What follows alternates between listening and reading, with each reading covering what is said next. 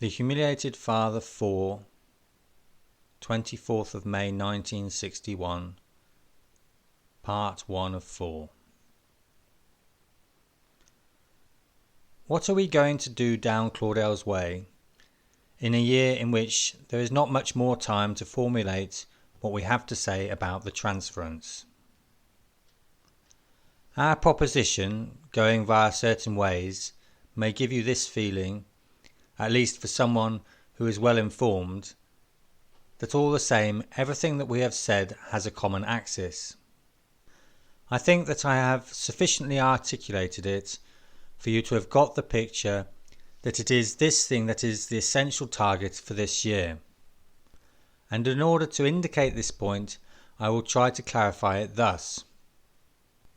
The transference has been discussed a lot since psychoanalysis came into existence, and it is still being discussed. It is clear that this is not simply a theoretical aspiration, that all the same we have to know what it is that we are constantly shifting about in, by means of which we maintain this movement. I will tell you that the axis of what I am indicating to you this year is something that can be said thus. In what way must we consider ourselves to be interested parties in the transference? This kind of displacement of the question does not mean, however, that we consider the question of what the transference is itself to be resolved. But it is precisely because of the very profoundly differing points of view that are held in the analytic community, not only currently but throughout the various stages of thought that there have been on the question of the transference, divergences that seem to have been real sore points, that I think that this displacement is necessary in order for us to manage to realize what it is as the cause of these divergences, allowing us to work out this lack of what from which they have been produced, that we may also allow ourselves to work out that we can definitely still regard each of these points of view on the transference as having its truth, as useful. The question that I am posing is not the one about countertransference. What has been placed under the rubric of the countertransference is a vast kind of catch-all of experiences that includes, or seems to include, almost everything that we are capable of going through in our profession. To take things this way is truly to render the notion henceforth completely unusable. For it is clear that this brings all sorts of impurities into the situation. It is clear that we are men, and as such affected in thousands of ways by the patient's presence. And this even poses the problem of what is to be done in any particular case, as defined by its specific coordinates. To include all that in the register of the countertransference, adding it to what must essentially be considered to be our participation in the transference, this is truly to render the subsequent course of events impossible.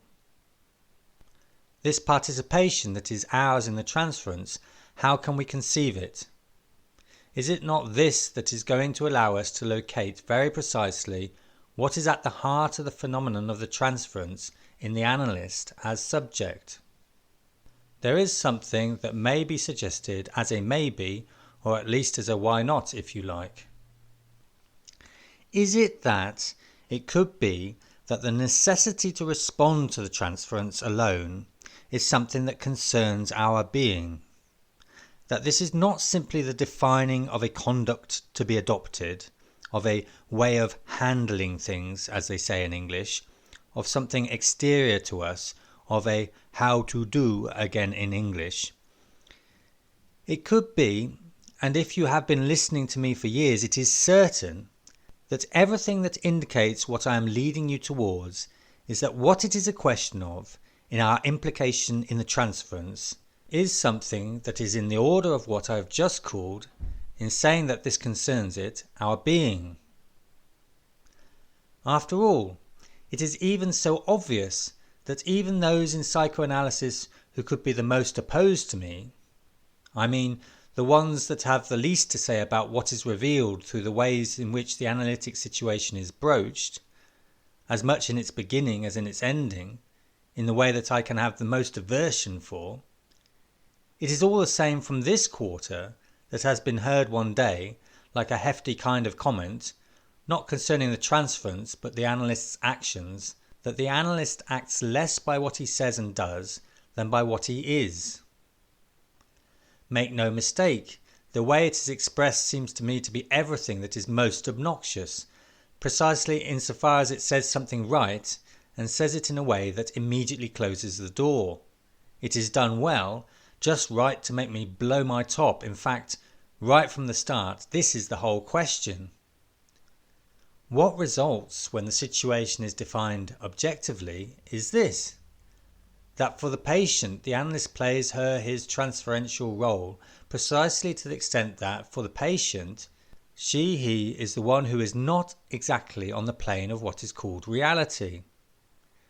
This allows for a judging of the degree, of the angle of deviation in the transference, exactly to the extent that the phenomenon of the transference is going to help us to get the patient to realize, at this angle of deviation, how far he is from the real, as a result of the fictions he produces, in effect, with the help of the transference. And yet, there is definitely truth in the fact that the analyst intervenes via something that is in the order of his being. That is a fact, derived initially from experience. And as it is all the same something that is entirely predictable, why would he need this focusing, this correction of the subjective position, this search in the training of the analyst, in this experience where we try to get him to go up or down, if it wasn't in order that something in his position can be called on to function in an effective way, in a relation that is in no way described by us as being entirely able to be extinguished through good handling, with it being reciprocal. Just as well as everything that has been developed from Freud's work since Freud concerning the impact of the transference brings the analyst into play as an existing being. And one could even divide these articulations on the transference in a clear enough way that does not exhaust the question, that covers the various tendencies well enough, if you like, these two tendencies of what is known as modern psychoanalysis, to which I have given eponyms, but in a way that is not exhaustive. It's just a way of pinpointing them, with Melanie Klein on the one hand and Anna Freud on the other. I mean that the Melanie Klein tendency has tended to put the accent on the function of the analyst as object in the transferential relationship. Of course, that was not the starting point of the position, but it is to the extent that it remained, this particular tendency, if you wish. You could even say that it is Melanie Klein who is the more faithful to Freudian thought, to the Freudian tradition. It remained the more faithful that it has come to articulate the transferential relationship in terms of the object function of the analyst. Let me explain. To the extent that, from the beginning of an analysis, right from the first steps, the first words, the analytic relationship is thought by Melanie Klein to be dominated by unconscious fantasies that are straight away that which we must focus on, that which it is our job to deal with, that which from the start, I will not say that we must, but we can interpret. It is to the extent that Melanie Klein has come to make the analyst function, the analytical presence in the analyst's intent for the subject, as good or as bad object. I wouldn't say that this is a necessary consequence. I even think that it is a consequence that is only necessary as a result of the errors in Kleinian thinking. It is exactly to the extent that the function of the fantasy, although discerned in a very fruitful way, was insufficiently articulated by her. This is the big error in the Kleinian articulation.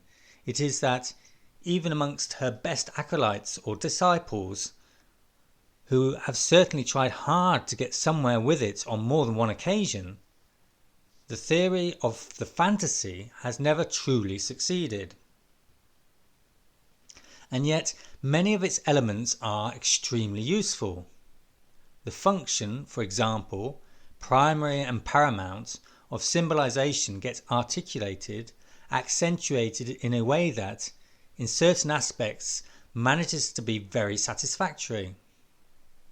In fact, the whole key to the correction needed in Melanie Klein's theory of fantasy is entirely to be found in the symbol of the fantasy that I give you, barred S losange little a, which can be read as barred S desire of little a object.